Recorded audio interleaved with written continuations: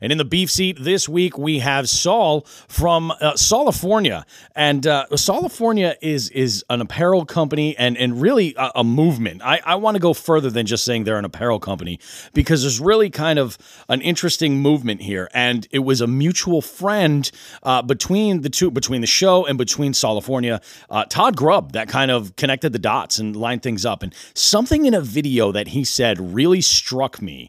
And it was the comparison of how they feel about fishing to the way, I guess, the culture of skateboarding was in the 70s. And that really resonated with me. Hell yeah. So I want to read something that comes from, it actually comes from, I found it on their stories right here. And here we go. Introducing the element of creativity to the world of fishing. Solifornia is based on the belief that fishing is a pure and simplistic art form, connecting us directly to nature's beautiful insanity. Our mission, spark a creative establishment, a true fisherman culture, ultimately bringing humanity closer to nature. By integrating fishing with art, music, and street culture, we are inspiring the youth to visualize fishing through a new lens. The Solifornia movement transforms fishing into a mysterious, psychedelic, and incredible universe. We believe that today's fishing culture is just like skateboarding was in the 70s, ready to evolve into a die-hard lifestyle and global community that is led by the youth. Our generation can change fishing forever. Now, I think that is amazing. It is probably not my generation that's going to change fishing forever, but your generation for sure. And I 100% am behind that and believe it. So, Sol, welcome to the show, buddy. Thank you, Bobby. And well said. That was a very nice introduction. Yeah. And you nailed it on the head. I think that today fishing has evolved like we have never seen in the past. And just to hit on what you're saying about the 70s, Lords of Dogtown, for those who don't know. Yeah. Lords of Dogtown is what I'm getting at. So back in the 70s, skateboarding used to be all about, it was perceived almost like figure skating is today. Yep. Not cool, strange, whatever. It's cool for some people, I guess, do your thing, but I don't know, not cool. Girls don't think it's sexy. So what we want to do is integrate art, or what we are doing and have been doing is integrate art, creativity, art, music, street culture. And what that does is it really, number one, it showcases fishing in nature to a lot of people who had never had the opportunity to be exposed to it. Yep. For example, Bass Pro, there's no Bass Pro Shops in Brooklyn. And so what does that mean? That means that they're not spending any marketing dollars trying to hit people in Bronx, in Harlem, in Brooklyn. And so what that does is people never even get the chance to hold a rod, even more so see a commercial. Yep. Am I allowed to curse? Fuck. Yeah, absolutely. See a fucking commercial. They can't. So, Cabela's and Bass Pro, it's there. That's a monopoly right there. And I love Bass Pro. I really do. But, it came to a point where it was just so generic in a sense, where it doesn't give the brands the space to create quality. Yeah. Because the people don't expect quality. And for example, you go to the fishing shop, your local bait shop, you get a pack of Eagle Claw hooks, right? There's 4 words on the back. They could write a little more, helpful information, like what the fuck? Just maybe they could write, good luck, sir. Something. Yeah. Even more so, then you open the bag and there's no fucking zipper, or they open it, they create it. So you open it and you can't close it. More than likely, you're going to have to buy more. And just that equates to pollution, number one. Yep. Number two, it just, there's no care. And look at Hurley, look at Ruka, look at Volcom. These brands inspired my generation to, the whole culture. I lived that shit growing up, and so did so many other people's. And it's so important to have brands that actually are able to care, are able to have people that are receptive to quality, to creativity. For example, I'll go into clothing. You know, Solifornia creates hoodies, joggers, t-shirts, hats, and it was not our intention to come out with clothing first. But why did we do it? It's because it all starts from creating a fisherman way of life. Yep. And I know that sounds a little, bland, but what that really means is walking outside. Like, if you're a surfer, you're going to classify yourself as a surfer. Yep. At least, or that's mentally, externally, however the fuck you want to cut it. Fishing or a fisherman, when you think fisherman in your mind, you see an old dude sitting on a bucket, maybe your grandpa. Like, when I see fishing in my mind, I want to see some hot woman or girl, or I don't know, just a graceful, beautiful woman, casting. And you know what? Many beautiful women's casting. You go to your state park, there's cool people everywhere. There's not some dude with a license tacked to his head. And, no offense to those guys. Yeah. Oh, yeah. But, like, that's, you know what I mean? It's just like, it's a generational thing for sure. For sure it is. Yeah, absolutely. And I think like you make a really good point, because I think back to like what you're saying, like the brands like Hurley and Volcom. I'm a little bit older. When I think like skating culture, I immediately go to Vision, and that Vision streetwear stuff really was one of those first like skate. Like from the universe of skating that really kind of became in the mainstream, and Thrasher as well. Like you started seeing this stuff in the 80s, and you're like, oh, okay. And I mean, I'm a guy from New England. You know what I mean? I'm outside of any major city or anything like that, and I'm an entire country away from California, where all this stuff was born. And it's like, so when it kind of became part of the culture, then in the early 90s, you started seeing a lot more people were sort of like jumping on board, yeah, exactly. And there were more of like it was something that they could be proud of. And what I love about the stuff that you do, so a lot of what you do has to do with sort of representation of like your vision for fishing. But I love the thoughtfulness. Like you mentioned, like your hoodies and stuff on the drawstrings for the hood. You guys have line cutters there, man. That is like.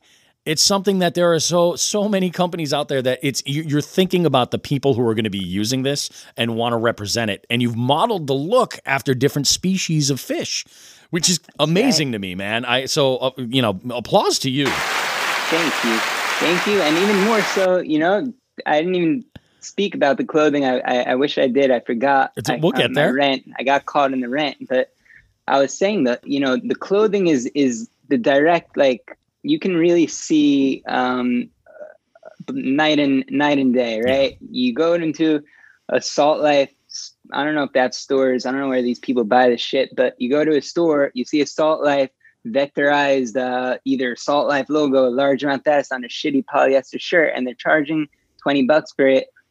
It's shit. Yeah. It's careless shit, and people want more. And, it's ridiculous. Yeah. So, what we did, our approach was to create really expensive quality product that, to be frank, we didn't make really any money on, because it's high cost. This hoodie costs, initially we were planning to sell it at a $60. Oh, yeah. And retail. At that price, it's worth every penny. Yes, yeah, absolutely. Now, what happened was Bass Pro Shops thought we were too edgy, probably because our catch fish or get high trying movement. But nevertheless, we didn't get into a big box store, and we kind of had a longer run of this collection. Yep. We are just about sold out. We have a few more, but for the most part, we're sold out, and we're still proud. We're still having the same intentions, even if we don't make money.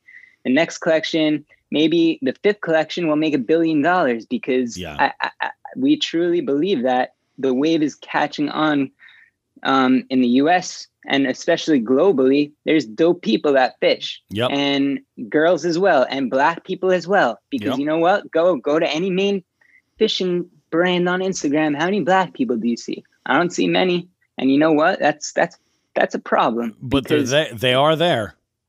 Oh, they're there. They are there. I mean, maybe not in Brooklyn, but you go down to the South, dude, it's so why are they excluded? I don't understand. Yep. And maybe I'm being a little bit over, exaggerated, but I'm not. It's all white folk, and that's cool and all. It is. I mean, whatever that means. But why do we exclude, like that? And again, this goes back to the problem of the monopoly.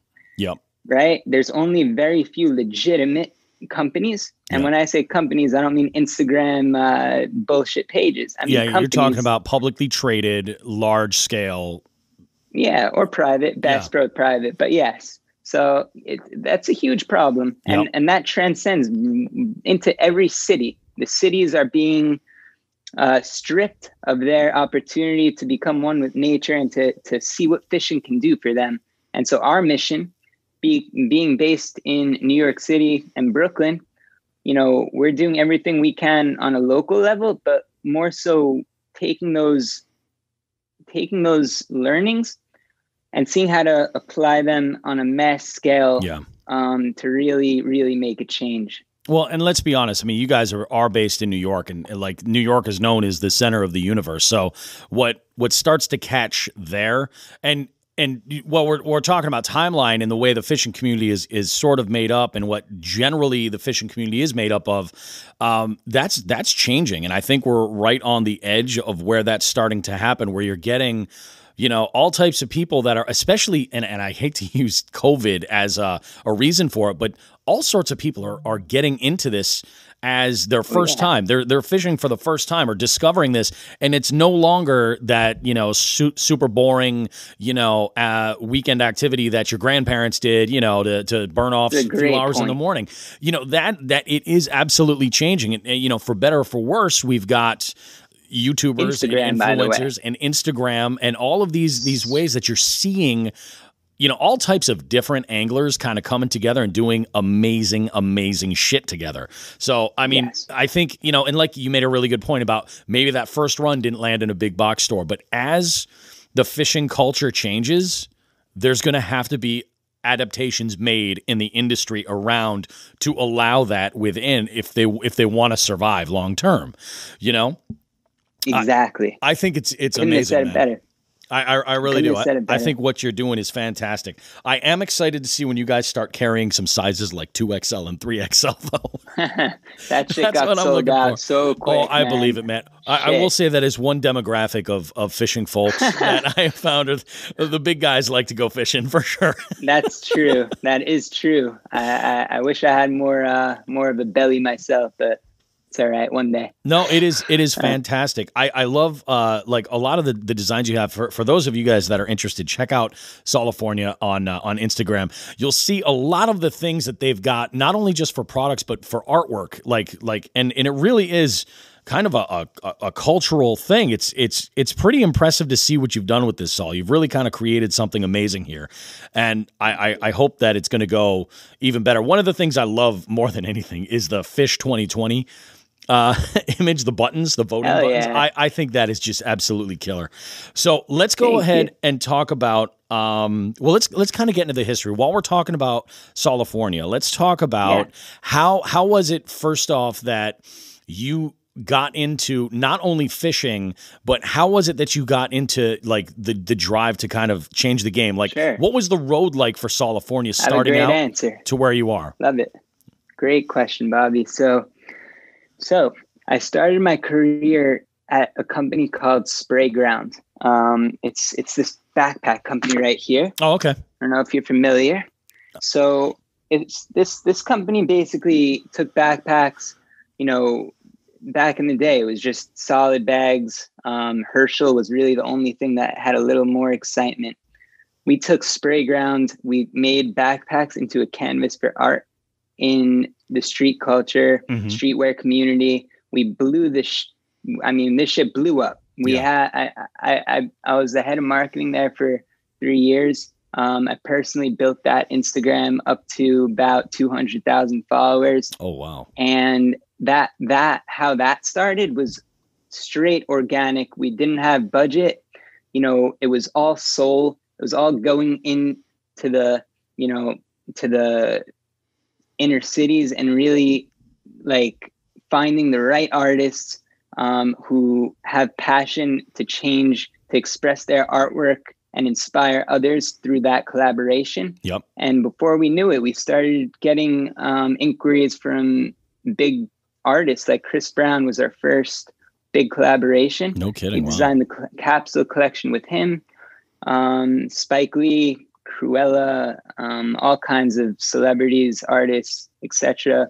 And so I left Sprayground, and I'm like, shit, fishing was always my passion and my reason for living. Yep. And stuff. So when I left there, I was like, wait a minute, backpacks, right? Fishing. Yep.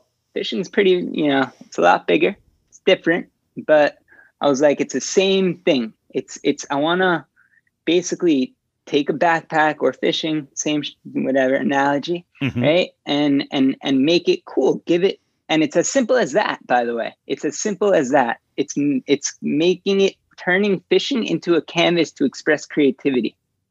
Gotcha. I think that would sum it up real good. Excellent.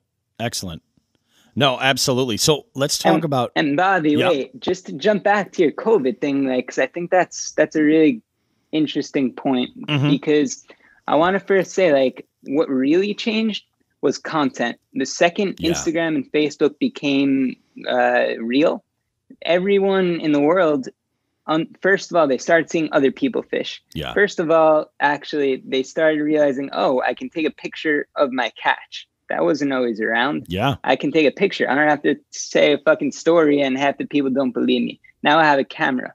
I can also hold it closer to the camera. Now that shit looks bigger. People like to do that. Anyways, though, now there's a whole ecosystem. Yeah. Everyone's guilty of that one way or another. So, and then, you know, there's a whole ecosystem of fishermen and content now. Yeah. And so that changed the whole industry so fast. I think more so than any other, you know, genre of sport or activity. I mean, fishing never had that. And so that really showed everyone how big it is. And I mean, how creative you can get with it.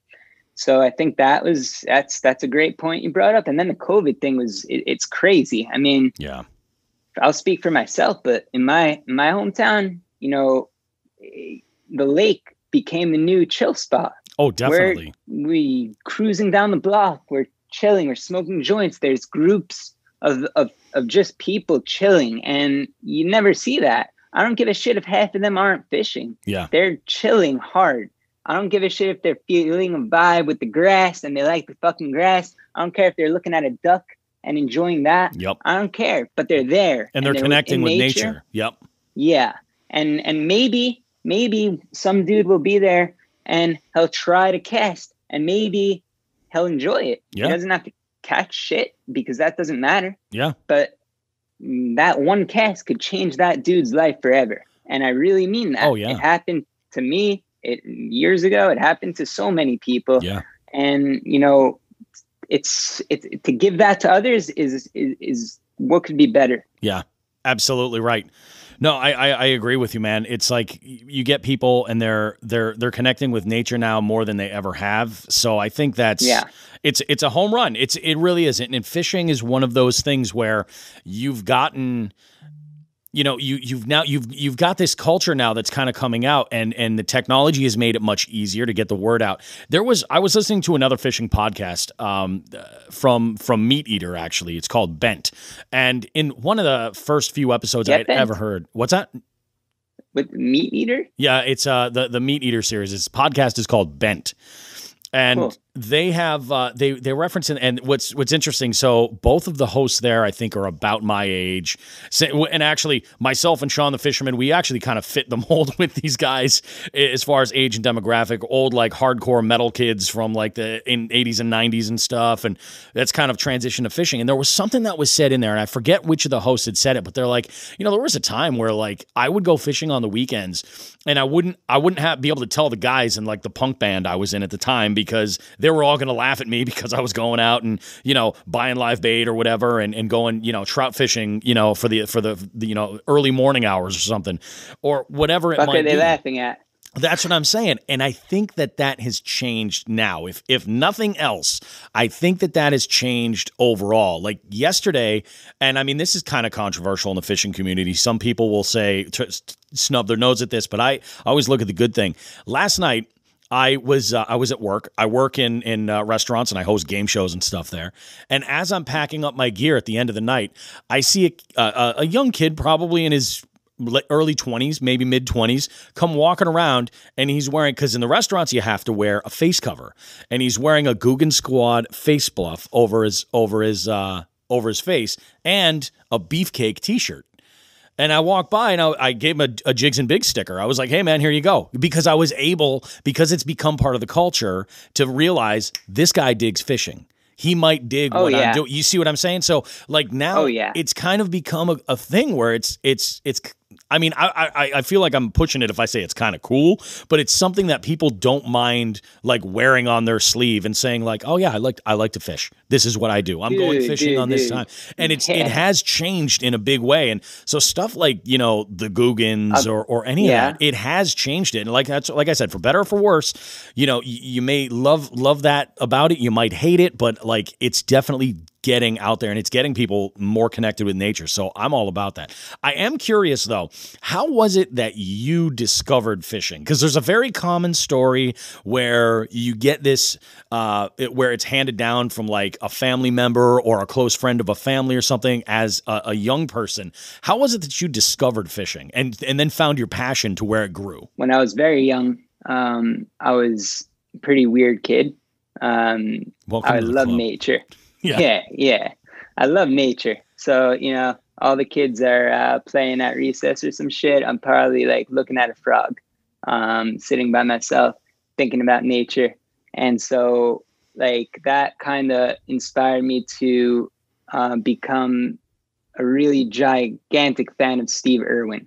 So Steve Irwin became like my, you know, everything. I think Steve Irwin is one of the, legends of the universe. So I think Steve Irwin, in my opinion, by far brought nature and humanity closer than anyone ever in history. And so Steve Irwin basically drew me into that, right? Bringing nature closer to humanity. And so my uncle happens to be a big fisherman. And so he introduced it to me. I started as a surf fisherman for striped bass, bluefish, stuff like that. And I instantly, you know, fell in love with it. And actually, interestingly enough, about 3 years ago or 4 years ago, something like that, that's actually I started freshwater. I was never really a freshwater guy. Okay, yeah. Yeah. And then I started going to freshwater, and I really enjoyed the tranquility, the peace, of just the delicacy of like, it's so delicate. Throw one lure in or one piece of bait, you see the ripple effect on a calm lake. There's no one around you. It's surreal. So I think that calmness, and then obviously the payoff is seeing a fat bass slam that calmness out of the world. So I think that drew me really to freshwater, and freshwater drew me to a bigger picture of seeing globally and more so cities, right? Because not every state has an ocean. Yeah, exactly. And it's funny that you bring that up, because that's one of the things I've always felt strongly about with freshwater is that when you're fishing freshwater, a lot of times people neglect urban fishing settings. You know, and they forget, you know, there's things. I'll give you an example. So I live in a city in Massachusetts called Holyoke, and Holyoke is kind of famous for its canal system off the Connecticut River. And, you know, it's hard to fish, but generally people don't. Like for the most part. And last year I decided I was just going to say screw it. And when I was looking for open water, when everything was frozen around me, instead of fishing the river, that's just so frustrating because it's so huge from the bank, I would go and try and fish this canal. Now I've only done it once or twice and I never really had any luck, but I'm still trying to break it down. But there's fish in there. You know, and when you have fresh water and you have a pond or you know, some type of a creek system that goes through and you can catch like some decent fish out of there, there's magic there when you're like, wow, this was living in this completely ignored puddle that nobody's ever touched. And you're just like, this greatness was in here. You know, it's mind blowing that those two things can exist. Like that type of wild nature can happen in such a small, delicate environment that can be completely overlooked by everyday life. It just blows my mind. It was fucking beautifully said, Bobby. Beautifully said. That was like a poem or some shit. And I think exactly what you just said is exactly how I feel about every single city. You know, look at Prospect Park where I live in Brooklyn. There's rats running around. There's Haitian circles of, you know, I don't even know what they're doing. They put tents over them and smoke some weed. Seems cool, but I just don't know. Yep. Anyways, no one's fishing, but I went there last year. I go there pretty often, and you know, there's solid bass in there. There's big fish in there. Definitely. And again, this goes back to the first point we were speaking about, where it's like these people don't have an appetite because no one's serving that shit up to them, and I think that's where it starts. Yep, I agree with you. I agree with you 100%. So let's break down some of your preferences for when you're going out on the water. If you're going out for a day to recreate or get a little bit of, you know, break away from the everyday life, what is your favorite season when you're going out to fish? So my favorite season is definitely fall. Yep. I mean, you know, obvious reasons, bass are ready in fall, but my ideal, I guess, way to fish, which I think pretty much, I mean, a lot of people probably won't like this, but I don't give a shit. Like, it's okay. Yeah. But I don't really. So I like to go to, this is like my ideal situation. Yep. This is like beautiful Solifornia ideal. Okay. I go to my spot. I go to this spot called Turkey Swamp. Just to give it a little context, in New Jersey, that's like my favorite spot where I live near. It's an hour away, but I go there with nothing except for a rod and hooks, right? Okay. I bring size 2 hooks and 8s. So what I do is I'll dig up a worm. I'll dig up that worm. Yep. Then I'll cut that worm up into like a bunch of pieces, maybe even 3, you know, a couple pieces. I'll catch a few sunnies or crappie, and I'll put them in my bucket. And after that, I'll take my bigger hook, I'll thread it through the nostrils, and which actually doesn't even, it doesn't hurt the fish. Yeah. It doesn't harm the fish because you're not hitting any bone or anything really. It goes straight through. So you shouldn't even feel any tension when you're going through the nostril. Gotcha. I cast that shit out. A bucket mouth comes and just shreds it into pieces. I hook that shit and I wrestle it to the shore. Yep. So, and why is that my ideal? It's because I'm going there with nothing and just using the ecosystem as becoming one with nature. That's becoming one with nature. It's using the ecosystem, and like, you don't need anything. Once you tap in and understand that fish are already eating worms or bugs or this or that, like, you start to understand how, you know, it works and the beauty of the orchestration, right? It's like it's a crazy orchestration. So to be part of that without external, you know, objects, you're not overcomplicating it. I'm simplifying. Yeah, you're simplifying it. Exactly. Yeah, absolutely. Well, and I think that's part of the appeal. Like right now, I haven't used live bait in a long time. It's been a few years. And part of the appeal that I like is the challenge of making something artificial look real. And I'm not saying there's a right or a wrong. It's like you do what you love, and that's all that matters. But that I totally get. As long as you don't hurt no fish. Exactly. And the thing is, like, what you're doing is you're really kind of playing the food chain. Is ultimately what it is, and that's just nature happening. The only thing you're putting in there is the line and the hook. Exactly. That's really it. Now, what are the types of bodies of water that you prefer, that you like best? Are you more about small ponds? Are you looking for larger bodies of water to kind of like break down, or are you one of those guys that just needs current, like you're looking for a river or a stream? So so a very calm lake is my ideal scenario, Yeah. where there's no humans. Even though I want a scene, I do want a scene, but my ideal is like I'm alone. I'm on a very calm, no wind day. Yep. Flat water. I could see the ripples. I could see through the water. And that's of course freshwater. I'm not such a big river guy. Yep. Because I don't fly fish, but if I'm gonna do saltwater, again, I like fishing from the shore. I'm not such a boat person. I got you. And so I'll throw pencil popper or storm shad, catch some striped bass. Mm-hmm. I mean, the biggest you catch some big fish off the beach. Like the biggest striped bass I've caught was 33 pounds. That was right, in the surf. That's crazy. That's a big striper, dude. Nice. Big fish. Nice. So that's kind of like the younger me, right? And then I got into freshwater. Mm-hmm. And I guess my most notable fish was New Jersey. Has I believe it's the record largemouth bass is about 10.5, I believe. Yep. I caught a 9.5 pound largemouth. Oh, no kidding.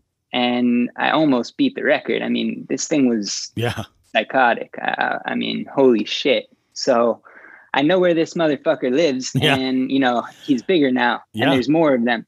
He's not the biggest guy on the lake, I'll tell you that. So that's my next like objective, goal, dream is to break the New Jersey record, which is really low, which would be fucking a bit. I mean, Oh, absolutely. Like crazy.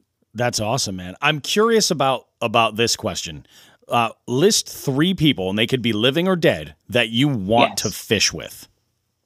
Steve Irwin and Tupac Shakur. Steve Irwin, Tupac Shakur. You got a third one? No. It's a good list. You could come, Bobby. I could. Excellent. We should do that. I'd like you to come. We should do that. That you're only a couple hours away from me, so we could make that happen. We should definitely fish. By the way, you're right. You're right. And just to elaborate on that, because I spoke about Steve Irwin before, Tupac Shakur is the other pillar of Solifornia. We have 2 pillars. And why? It's really because Steve Irwin, like I said before, connects humanity with nature better and bigger and stronger than anyone in history. Yeah. And I believe that Tupac Shakur understood humanity better than anyone in history, in my opinion. If you listen to lyrics, interviews, just history, and the man's a genius. He says in any city, look at the shittiest sidewalk, there'll still be grass growing through the cracks. Yeah. He understands the bigger picture and the problems that the inner cities face. Just listen to his songs. I mean, so that's really the heart of what we want to do and give opportunities to is really that. So those 2 pillars are what makes our philosophy and ideals at Solifornia. Nice. Do you listen to music at all while you fish? It's a good question. I do not. You don't? I don't. Oh, okay. When you're on your way, on your way to the water, what would you be listening to kind of like pump yourself up? I'll put some like, I'll put some Pac on. I'll put some Red Hot Chili Peppers, maybe. Yep. Oh, dude, that's one of my favorites. Yes. Yeah, like Blood Sugar Sex Magic is a good one. I like Eminem, 50 Cent. I like Biggie, of course, but just I'm not a new rapper kind of guy. I don't fucking trap music. Or, I'm little shits. I don't know who these people are. I'm really not into a lot of the newer hip hop that's out there, but I will tell you, Action Bronson and everything he puts out, I will listen to all day while I'm fishing. It's just perfect. It's just perfect. I don't know what it is about it, I like him a lot. It worked. It worked. Yeah, no, 100%. What is your goal for fishing overall? And the follow-up question is, what's your goal for Solifornia in, say, like the next 5 to 10 years? Where do you want to see, both personally as an angler and then also as somebody in the industry? So, it's a good question. I think for fishing, it starts, what's your first question? That was a pretty big question. Yeah. Oh, yeah. So as far as fishing goes for you, like, what's your goal for the next, like, the short-term future, like 5 to 10 years? So short-term, to put it simple, if you go outside and ask, well, it would be a really weird question to ask someone, but if you ask a guy or a girl, is fishing sexy? Is a fisherman sexy? Oh, it's not something you would ask someone, but if you would think that in perception. Yep. So that benchmark, I think, is a big statement. Like, just how people see surfing today. If I see a girl surfing or know a girl surfing, that's cool to me. That's appealing. Versus today, they think it's like a NASCAR driver or some shit, which, by the way, I'm not against NASCAR, but it's there's nothing to do with fishing. It's like, I don't get it. So it feels closer to NASCAR than it does to surf, which is so wrong. Yeah. No, I mean, they both involve the water. I mean, you would think one would transition right to the other. The two things would kind of work together, but yeah, I get what you're saying. Like, more like, is fishing cool? Like, if you ask the average person, like, what do you think of fishing? The thing you wouldn't expect them to say fisherman or a fisherman. Yes. I'd like to see the word fisherman be used a lot more. Yeah. That's there's no, like, our next line that we're going to come out with is going to incorporate a new slogan we came up with, 100% fisherman. And, that's something that's like, it seems so simple, but think about it. Like, do you call yourself a fisherman? Very, like, I'm walking around with a hat that says 100% fisherman. You know how many comments I've got? It's crazy. It's unbelievable. So starting to associate yourself as a fisherman, genuinely, just like a surfer or skater who lives that shit. Yeah. That's where I want to get. That's what I would like to see. Yeah. To make it part of where that's a part of, you identify as that is a part of your life and a part of who you are as a person, not just something you kind of keep quiet and enjoy, and on the back burner, you want people to live it. Yeah. Represent it, live it. And even more so the community. You touched on this before. I've been in so many random places, and, Solifornia, Instagram, we don't have a big ass following like a lot of these fishing pages. We have a modest following, but when we post stories, whether it be in Puerto Rico or this state or Vermont or Maryland, I don't all over the place, many, many times we've had, fans reach out to us and take us out fishing, bring us weed, chill. Yep. And I would do the same exact thing if they came down to Brooklyn any day of the week. And I think that's something really special where you don't see that in other genres. In it's like right off the bat, you're vibing with the dude. And it's just because you guys are fishermen. And if that exists to the point where I know it exists because it's happened to me about 10 times, I know that there's 10 million people in the world that feel the same way. Yep. Yeah. No, you're absolutely right, man. Absolutely right. Like yourself, you come down to Brooklyn, hit us up, man. Oh, absolutely. We'll hook you up. I actually think you would probably, I'm going to connect a couple of dots here, even right in the interview, because I think it would be a good fit. You should reach out and talk with Seth from the a company called Chronic Trips. They basically organize like outdoors themed events. They do like, geocache, challenges, and we're a sponsor actually for the bi-monthly Chronic Trips elevated virtual fishing tournament. It's a catch photo release style fishing tournament that's nationwide. It involves fresh and saltwater. And I think honestly, Solifornia would be an ideal sponsor to connect with that. And I'd love to see you guys. I'm going to send you his information after this. because I just think you guys would definitely line right up. Like it's a perfect fit. Absolutely. We've got, I mean, we have been covering a lot of the action that's been going on with the anglers that are signing up and joining this. And some of them have never fished competitively before. Some of them do it just for the fun of it. And it's a whole lot of fun, but I think you would be a great fit to get into that circle, and also just, enter and compete, have some fun. It's a great time. It's yeah. That sounds sick. I'm going to check that out. I think it would just be a really, really good fit. Have you ever traveled anywhere specifically with the idea of fishing in mind, like specifically taking a trip to go and fish a new area? All the time. Yeah. All the time. Yeah. Nice. I actually started the company after I had left my last job, Spray Ground. I went on a really long road trip through the awesome.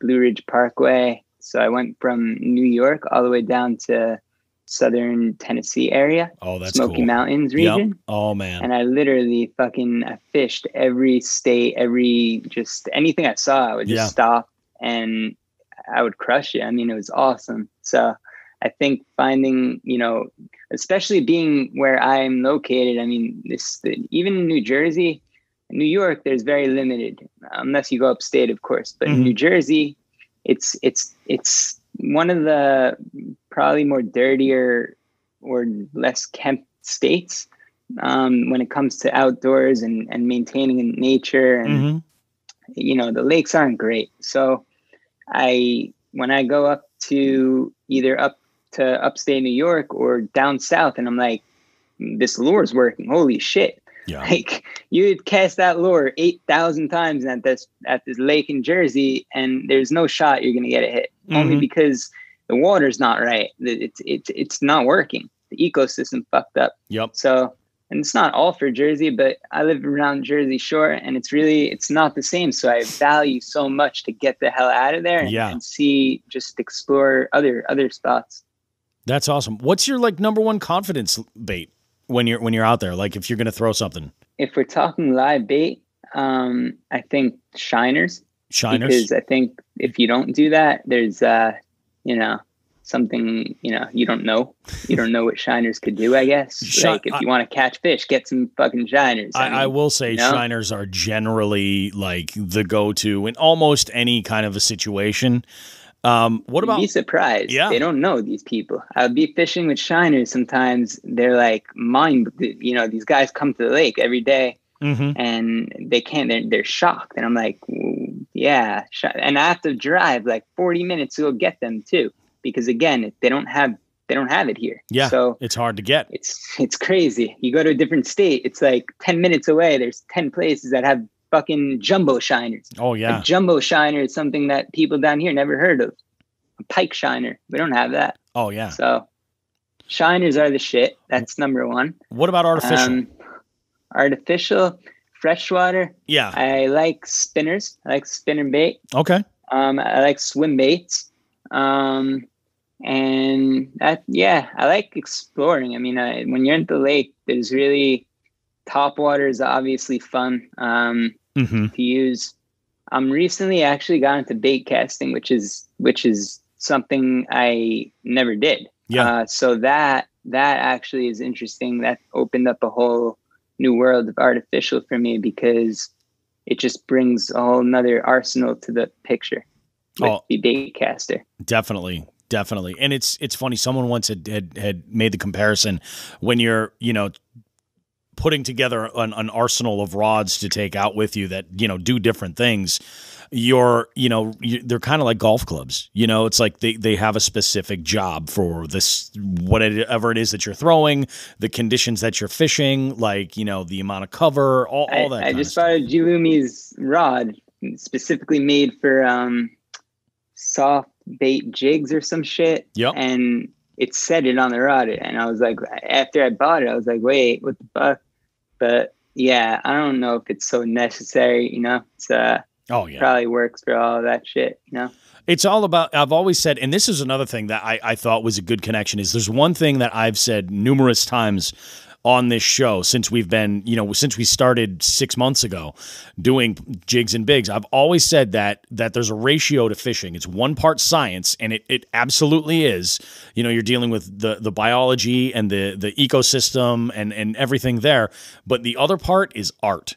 And what works for you, there's no hard edges there. So you can, if you're fishing with something that's recommended for one application and you're using it in another kind of way, but it's working because of the way you're working it, then awesome.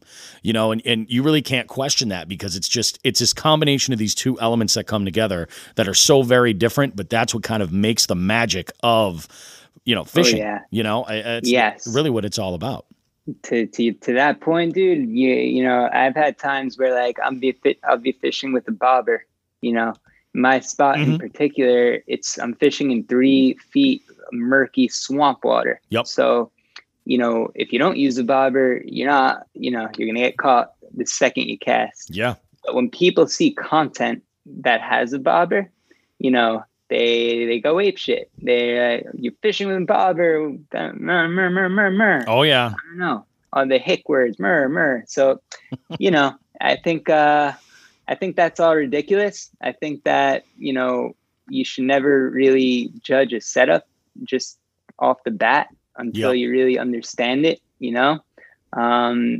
because then I pull in a 9-pound bass and then I guess their mind doesn't change. That's the fucked up part. That's the thing. Sometimes it's more about like the gear or whatever for those people. And it's unfortunate. I feel bad for them that's how they look at it. I oftentimes, it's funny. I will, because I travel with a couple of spinning rods generally when I go out, and they have very specific jobs. And I hear this all the time when it comes to spinning tackle, that they'll refer to it as the bitch stick or the sissy stick or whatever. And I'm like, you guys don't get how versatile this is, man. It's just so versatile. That's strange. It's like it's a tool. Like when I'm trying to, put a nail into a board, do I use my head or my fist? No, I get a hammer. Yeah, dude, these people I've been in Costa Rica seeing people fishing hand lines, kids fishing with hand lines, lugging in shit, and then these people on these America, they have the audacity to get into this shit and the details of a bobber versus a spinning reel or a conventional this, that. Yep. I think it's all crazy. I think as long as you're respecting nature and you're not harming any fish or anyone, then there's nothing wrong with it, and it should be, loved. Yep. Nothing wrong with it. Absolutely. And it's funny, even I've seen this sort of like disconnect between fishermen that use conventional tackle and then fly fishermen, are totally different breed, which I have a ton of respect for. And I really want to focus on that in the coming years and work on that. But I do often find that there's a certain demographic between both camps that kind of butt heads, and it's just, I feel like that's just humans. You know what I mean? That's just how we are. It's the same way we argue about sports or politics or whatever. It's like everybody's got their preference, and sometimes people just can't let it go. I think it's a different kind of people, though. I think the fly fishing people you're probably right. They're artsy. They're like art. They like they're very sophisticated folk. Those people, then the bass fishermen are like, they're either really, really out there, backwoods type of guy, or they're just regular people, right? Because it takes a lot less to go buy a rod and fish for some bass than to get into fly fishing. So it's more accessible. Fly fishing is really intricate. And, very much so. But I do think that the way to bring these two groups together, as well as saltwater, is through artwork. Yep. That's true. That's really uniting through the fishermen, not fishing fishermen. Mm-hmm. And so we're all fishermen. The people that are making it difficult are the extremists and extremist is a pretty crazy word, but like it's these people that take it too far, that, like I said before, the dudes that have their license tacked to their head. I have nothing wrong with that. Yeah. Unless that person looks at me and like, where the fuck's that guy's license? Dude, shut the fuck up. and go away. Yeah. And like, or whatever, you know, like, so I think that there's so many haters, but they don't even like understand why they're upset at fishing, at fishermen. I think it's that they're old ways in their mind. And, you know, there's a little hateful group in the fishing community for sure. I mean, so it's a culmination of that, plus the shitty ass jokes and slogans you see on shirts, on posts. And then starting to talk about females, they're posting God knows what, fish on titties. Who does that? And it's disgusting. And it, you know, again, I everyone likes, you know, boobs, right? But don't put a fish on it. I mean, it's sick. It's disturbing. The fish is the poor. It's fucked up. I mean, what's next? You know what I mean? So if that's okay, like that's not cool. So you take those hateful people, you take these people that are exploiting girls through fishing, even more so pushing more girls away from fishing, and making it more of a bad sex appeal, where guys are like, oh, that bitch is, look at that bitch holding a fish on her titties. Like, that's messed up and gross. Who thinks of these things? Yeah. And again, these girls, I'm not bashing on anyone. All I'm saying is I hope that's not my daughter or sister, you know? No offense, but it kind of take some offense. Fuck it. It's funny anyone that you who say holds that. A fish on their titties, yeah, should be locked in away from Instagram forever. I do like the fact that there's a man saying that. Like, I think that is great, because this show is a huge supporter of all the women out there that are fishing. We recently had the chairperson from Women of the Outdoors on with, they were promoting a trout fishing event that they were doing in our community up here. We're behind them. We've worked with a whole bunch of people from Lady Angler Nation that are out there. And, you know, I think that's the whole thing. You see it a lot on social media, where it gets away from the fishing. You know what I mean? It gets away from the sport. It gets away from the pastime. It gets away from nature. And it's, you know, I get what you're saying. So we're a big supporter. I've got 2 daughters, and I just want them to be able to enjoy the outdoors, you know, without, you know, I get it. And you know, that it's such a fine line to walk. This would be a really good live stream to go and do and get with some folks and have a good discussion about it. You might have sparked something here. A debate. You should get a debate. Get some salt life, dude. Put them on the other side. See what happens. I don't know, man. Film the whole thing. I mean, it might get a lot. It might help for the analytics, but my God, it might create. You'll get a lot of views, man. Good God. I'll hook it up. I love it, man. Well, Saul, thank you, dude, for doing this. I want you to, before we wrap things up, there's 2 stories, and these stories are basically like the foundation of what this show is all about. So essentially, it's all about sharing fishing stories and stuff. And there's 2 stories I'm looking for from you. Everybody's got one of each. Tell me that story about, like, the moment we were on the water that you're most proud of. It might have something to do with a big catch. It might have something to do with something crazy that happened, something really poignant in your life that happened when you're out on nature. But whatever it is that you're like, this is the fishing story I definitely want to share. And on the flip side, I need you to share the story that is the biggest sort of moment. And every fisherman has many of those. Okay, since your questions are lengthy, it's fresh in my mind. The first answer is, I took my entire company. This is the best experience. I took my entire company, 10 people, from New York City all the way to North Hero, Vermont.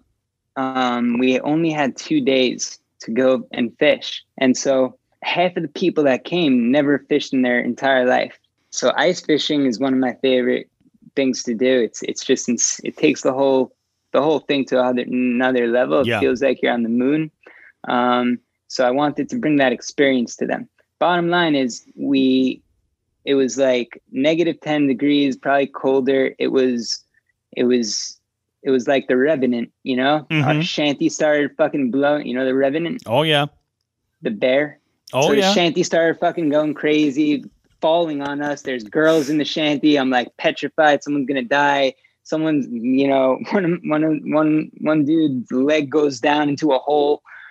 Oh, no. It starts, the weather gets bad, bottom line, right? And we didn't catch shit the whole trip. Oh, no. The whole trip. And I'm like, don't even know what to feel, because now I got to go back to Brooklyn, right? To New York City. Yep. Now I'm like, what the fuck? I couldn't even get a pike or just like a little perch, something. And I know in my head, in my heart, that if someone had caught on that, I caught a little perch, it could have changed them. Oh, for sure. Forever. Yeah. So ultimately, what ended up happening was everyone on that trip ended up having a genuine, incredible time that sparked them to start taking a real interest in nature and fishing.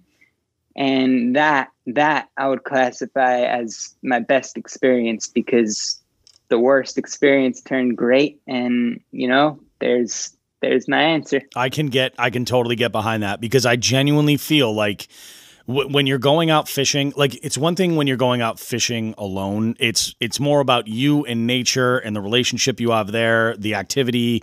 I get that. But when you go out with another person or a group of people and you're fishing together, the bond that you create, regardless of what you catch, is fantastic. If the stories that you can tell and everything, if you have a great experience doing it, it's a huge win for everybody. And you could catch the smallest fish or nothing at all and just have, a great experience for it. So I totally understand that. And the fact that, like, it's cool that a business owner is going to say, all right, everybody in the company, let's go for a weekend in Vermont, good on you, dude. That's the kind of person you want to work for. 100%. Like, that means something. Now, hell yeah. What about the flip side of that? What's the biggest, like, epic fail on in your experience that you've had? They're both very tough. Like, the great moments kept pouring in. Oh, yeah. Like, wow, what a question. Never thought about this. But the bad times.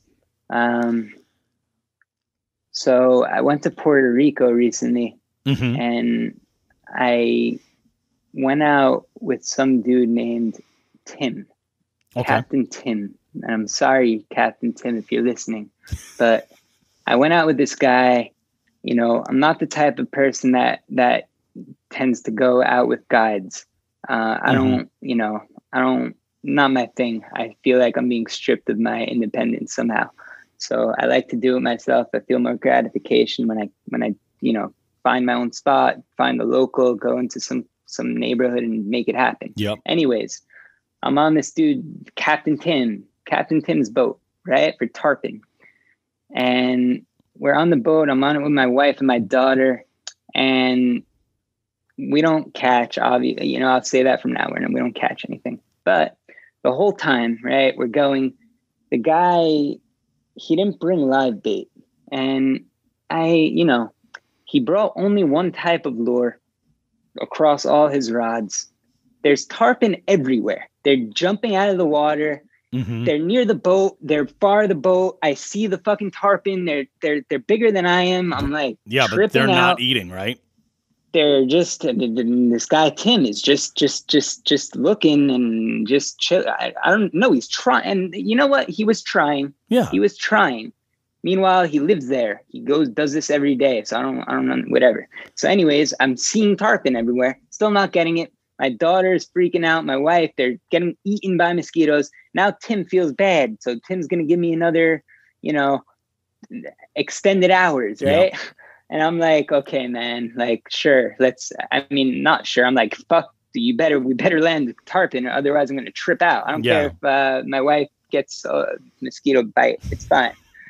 So anyways, mid this thought, and I'm all frustrated. I'm like, dude, did anyone ever call you Tarpon Tim? And then he was like, no, man, that's so cool. I'm like, what the fuck? And then right at that moment, I was like, this guy's fucked. I'm fucked. This whole thing is not going to work. I'm not catching shit. This guy not named Tarpon Tim, Captain Tim, and he only fishes for tarpon. So anyways, we didn't catch a tarpon. I was furious because I knew that if I had my own rod, my own live bait, artificial, I don't give a shit. If I wasn't on this guy's boat, I would have. There was tarpon everywhere. They were all over jumped the in the place. water, you would have jumped into a tarpon. I'm surprised So, he only had one bait. Fucking tarpon Tim. Yeah. Yeah, yeah. What was he's the such bait? a strong believer in the bait. Yeah. It was like a white bucktail of some sort. I don't even know. Yeah. I don't even know.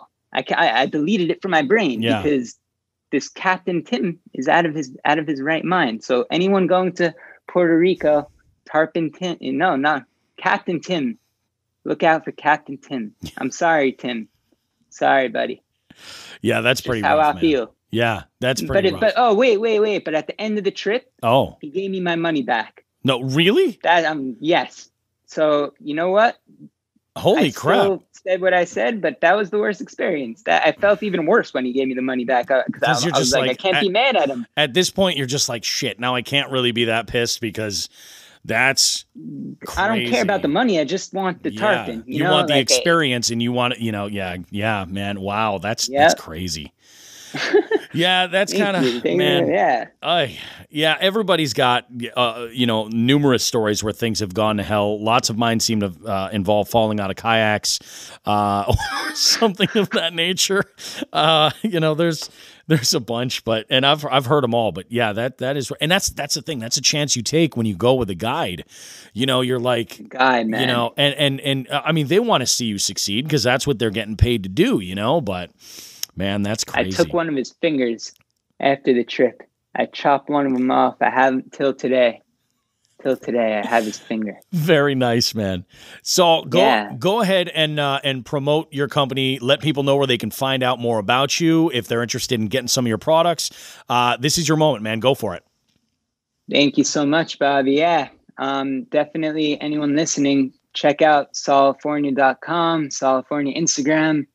Hit us up. Reach out. We reach back. We want to hear from you guys. We want you guys to help us change the world. And even if it's in neighborhoods to begin with, let's start. We already started. It exists. And we know that there's more people like us out there. And we just want to unite. So let's hit us the fuck up and we'll hook you the fuck up. Awesome, man. Fish like a savage, chill like a fish. I love it. Catch fish or get high trying. Absolutely, my friend. Hey, well, thank you so much for coming on the show, dude. This is really great. I think the way you're trying to introduce fishing into the culture and make it more of a widely accepted and a cool or sexy thing is freaking awesome. And just Bobby, sorry, and tips and jigs.